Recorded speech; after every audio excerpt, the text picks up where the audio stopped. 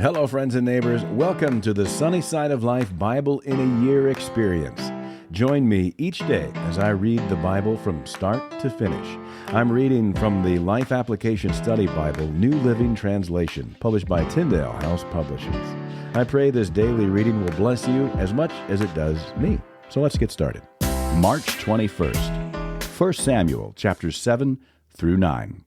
So the men of Kiriath-Jearim came to get the ark of the Lord. They took it to the hillside home of Abinadab and ordained Eleazar his son to be in charge of it. The ark remained in Kiriath-Jearim for a long time, 20 years in all.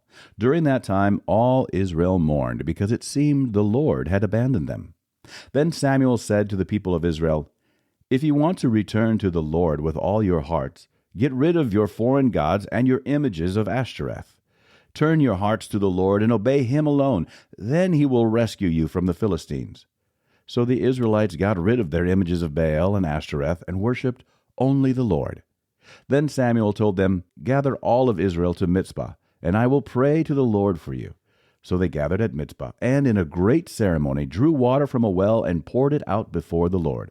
They also went without food all day and confessed that they had sinned against the Lord. It was at Mizpah that Samuel became Israel's judge. When the Philistine rulers heard that Israel had gathered at Mizpah, they mobilized their army and advanced.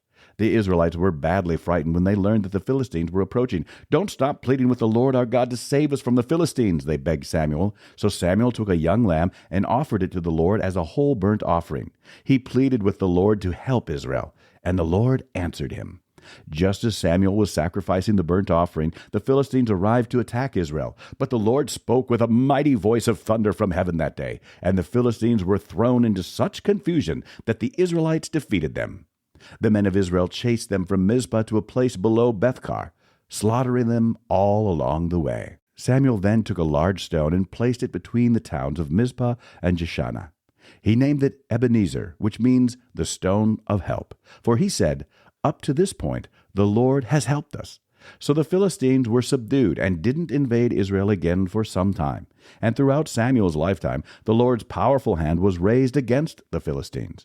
The Israelite villages near Ekron and Gath that the Philistines had captured were restored to Israel, along with the rest of the territory that the Philistines had taken. And there was peace between Israel and the Amorites in those days. Samuel continued as Israel's judge for the rest of his life. Each year he traveled around, setting up his court first at Bethel, then at Gilgal, and then at Mizpah. He judged the people of Israel at each of these places. Then he would return to his home at Ramah, and he would hear cases there too. And Samuel built an altar to the Lord at Ramah. As Samuel grew old, he appointed his sons to be judges over Israel. Joel and Abijah, his oldest sons, held court in Beersheba. But they were not like their father, for they were greedy for money. They accepted bribes and perverted justice. Finally, all the elders of Israel met at Ramah to discuss the matter with Samuel. "Look," they told him, "you are now old, and your sons are not like you. Give us a king to judge us like all the other nations have." Samuel was displeased with this request and went to the Lord for guidance. "Do everything they say to you," the Lord replied, "for they are rejecting me, not you. They don't want me to be their king any longer. Ever since I brought them from Egypt, they have continually abandoned me and followed other gods, and now they are giving you the same treatment. Do as they ask, but solemnly warn them about the way a king will reign over them." So Samuel passed on the Lord's warning to the people who were asking him for a king. "This is how a king will reign over you," Samuel said. "The king will draft your sons and assign them to his chariots and his charioteers, making them run before his chariots. Some will be generals and captains in his army. Some will be forced to plow in his fields and harvest his crops, and some will make his weapons and chariot equipment. The king will take your daughters from you and force them to cook and bake and make perfumes for him. He will take away the best of your fields and vineyards and olive groves and give them to his own officials. He will take 1/10 of your grain and your grape harvest and distribute it among his officers and attendants. He will take your male and female slaves and demand the finest of your cattle and donkeys for his own use. He will demand 1/10 of your flocks, and you will be his slaves. When that day comes, you will beg for a relief from this king you are demanding. But then the Lord will not help you." But the people refused to listen to Samuel's warning. "Even so, we still want a king," they said. "We want to be like the nations around us. Our king will judge us and lead us into battle." So Samuel repeated to the Lord what the people had said, and the Lord replied, "Do as they say, and give them a king." Then Samuel agreed and sent the people home. There was a wealthy, influential man named Kish from the tribe of Benjamin. He was the son of Abiel, son of Zeror, son of Bechorath, son of Aphiah, of the tribe of Benjamin. His son Saul was the most handsome man in Israel, head and shoulders taller than anyone else in the land. One day Kish's donkeys strayed away, and he told Saul, "Take a servant with you and go look for the donkeys." So Saul took one of the servants and traveled through the hill country of Ephraim, the land of Shalisha, the Sha'alim area, and the entire land of Benjamin, but they couldn't find the donkeys anywhere. Finally, they entered the region of Zuph, and Saul said to his servant, "Let's go home. By now my father will be more worried about us than about the donkeys." But the servant said, "I've just thought of something. There is a man of God who lives here in this town. He is held in high honor by all the people because everything he says comes true. Let's go find him. Perhaps he can tell us which way to go." "But we don't have anything to offer him," Saul replied. "Even our food is gone, and we don't have a thing to give him." "Well," the servant said, "I have one small silver piece. We can at least offer it to the man of God and see what happens." In those days, if people wanted a message from God, they would say, "Let's go and ask the seer," for the prophets used to be called seers. "All right," Saul agreed. "Let's try it." So they started into the town where the man of God lived. As they were climbing the hill to the town, they met some young women coming out to draw water. So Saul and his servant asked, "Is the seer here today?" "Yes," they replied. "Stay right on this road. He is at the town gates. He has just arrived to take part in a public sacrifice up at the place of worship.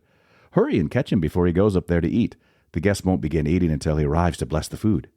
So they entered the town, and as they passed through the gates, Samuel was coming out toward them to go up to the place of worship.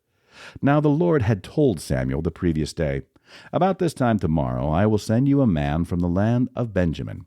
Anoint him to be the leader of my people Israel. He will rescue them from the Philistines, for I have looked down on my people in mercy and have heard their cry." When Samuel saw Saul, the Lord said, "That's the man I told you about. He will rule my people." Just then Saul approached Samuel at the gateway and asked, "Can you please tell me where the seer's house is?" "I am the seer," Samuel replied. "Go up to the place of worship ahead of me. We will eat there together, and in the morning I'll tell you what you want to know and send you on your way. And don't worry about those donkeys that were lost 3 days ago, for they have been found. And I am here to tell you that you and your family are the focus of all Israel's hopes." Saul replied, "But I'm only from the tribe of Benjamin, the smallest tribe in Israel, and my family is the least important of all the families of that tribe. Why are you talking like this to me?" Then Samuel brought Saul and his servant into the hall and placed them at the head of the table, honoring them above the 30 special guests. Samuel then instructed the cook to bring Saul the finest cut of meat, the piece that had been set aside for the guest of honor. So the cook brought in the meat and placed it before Saul. "Go ahead and eat it," Samuel said. "I was saving it for you even before I invited these others." So Saul ate with Samuel that day. When they came down from the place of worship and returned to town, Samuel took Saul up to the roof of the house and prepared a bed for him there. At daybreak the next morning, Samuel called to Saul, "Get up! It's time you were on your way." So Saul got ready, and he and Samuel left the house together. When they reached the edge of town, Samuel told Saul to send his servant on ahead. After the servant was gone, Samuel said, "Stay here, for I have received a special message for you from God." That's it for today, friends. Feel free to read ahead on your own. Before I go, let's share the Lord's Prayer together. Our Father who art in heaven, hallowed be thy name. Thy kingdom come, thy will be done, on earth as it is in heaven. Give us this day our daily bread, and forgive us our trespasses, as we forgive those who trespass against us. Lead us not into temptation, but deliver us from evil. For thine is the kingdom, and the power, and the glory forever. Amen.